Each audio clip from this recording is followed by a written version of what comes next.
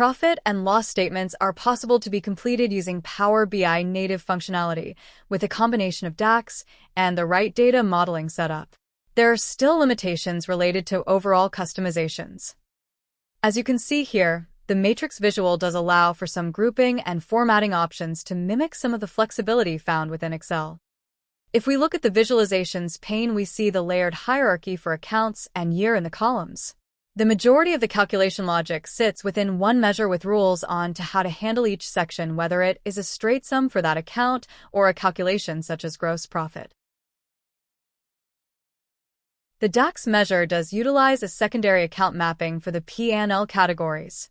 This is to allow a reference point for the calculations that would not be a specific account in the chart of accounts. One of the main limitations of Power BI versus Excel would be the cell-by-cell customization on formatting, grouping, and how the formulas are linked to individual cells. Most financial statements require some customization beyond a matrix with layers of account category, sub-account, and account. We'll now look at the Aimplan visual solution and how sections can be created and utilized.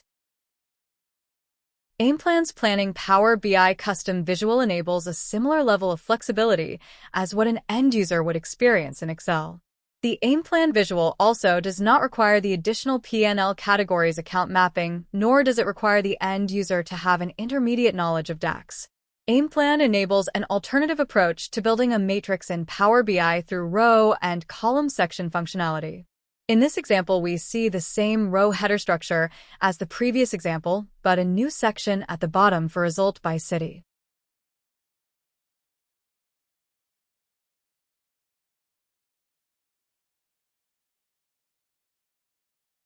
The columns are different as well, as it has two different groupings, one by quarter and the other by city. A user has the ability to include breakouts from multiple dimension tables without overlap.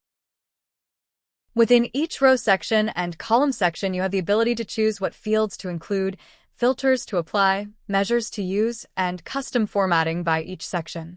If we dig into each row section, we see the fields included and the filters applied. This can all be done without requiring overly complex DAX measures, but you still do have the option to have some of the logic included in the measure instead of the visual settings. The row sections have fields to include based on the dimension fields available. You can apply filters to those dimensions on a section-by-section basis.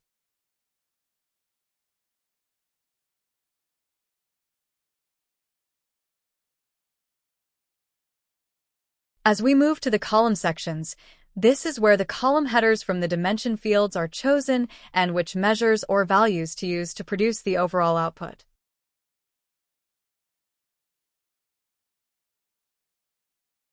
Each column section has its own formatting settings, whether it is what size the column should be, ability to change between 1000s or millions, along with conditional formatting.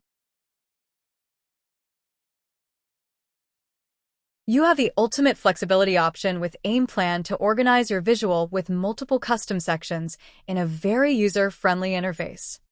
Thank you for watching this video.